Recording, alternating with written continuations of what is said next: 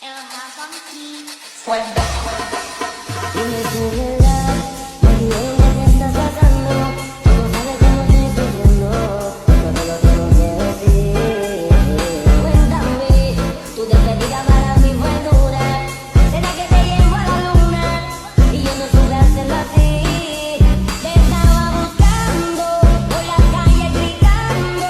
Esto me está matando. Oh no. Assalamualaikum warahmatullahi wabarakatuh.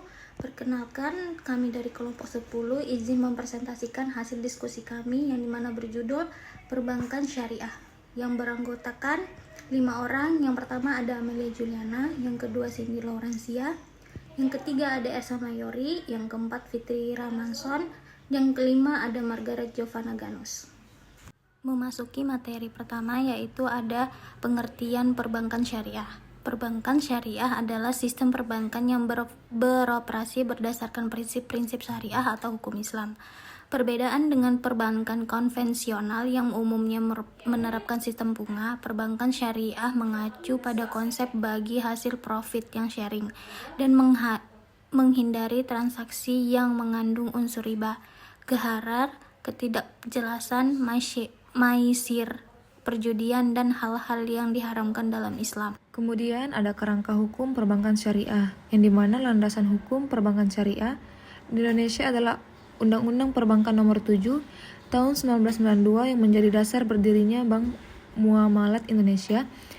Berapa bulan kemudian, pemerintah mengeluarkan Peraturan Nomor 72 Tahun 1992 tentang bank yang berprinsip bagi hasil. Pada tahun 1998, terjadi krisis yang menyebabkan bank mengalami keterpurukan.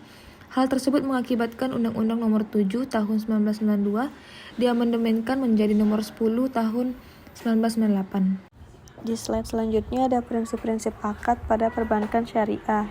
Yang pertama, aspek hukum Islam dalam prinsip-prinsip perbankan syariah sebagai berikut. Ada yang pertama akidah, yang kedua syariah, dan yang ketiga akhlak.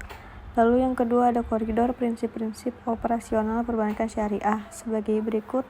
Yang pertama ada keadilan, transparansi, yang ketiga kemitraan, dan yang terakhir universal. Lalu yang ketiga ada larangan-larangan dalam operasional bank syariah sebagai berikut. Yang pertama maisir, yang kedua gharar, dan yang terakhir riba. Selanjutnya ada jenis-jenis akad dalam kontak perbankan syariah. 1 ada wadiyah, mudarabah, musyarakah, murabahah, salam, istinah, ijarah mutahiyah bitamalik, qard, kafalah, hiwalah, wakalah, syar. Di sini saya akan melanjutkan yang di bagian D, yaitu hukum kepatuhan syariah pada perbankan syariah. Jadi di dalam menjalankan operasionalnya, bank syariah tidak bisa terlepas dari unsur kepatuhan syariah ataupun syariah compliance. Konsep kepatuhan syariah akan menjadi jaminan perbankan syariah dalam menjalankan seluruh aktivitasnya berlandaskan pada prinsip-prinsip syariah. Kepatuhan syariah juga mengacu pada kepatuhan terhadap prinsip syariah yang bersumber dari Al-Quran dan hadis. Di slide selanjutnya ada peran DPS pada perbankan syariah. Dewan Pengawas Syariah atau disebut DPS di perbankan syariah bertugas memastikan bahwa entitas tersebut patuh terhadap prinsip-prinsip syariah.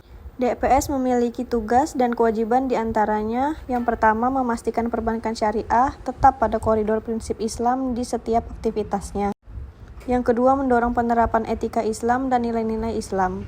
Dan yang terakhir, memberikan paparan terkait kepatuhan syariah dalam setiap laporan tahunan perbankan syariah. Jadi kesimpulannya, dengan memahami prinsip dan praktik perbankan syariah, masyarakat dapat memilih layanan keuangan yang sesuai dengan nilai-nilai syariah, mendukung pertumbuhan ekonomi yang berkelanjutan, dan mencapai tujuan keuangan secara etis. Presentasi dari kami. Assalamualaikum warahmatullahi wabarakatuh.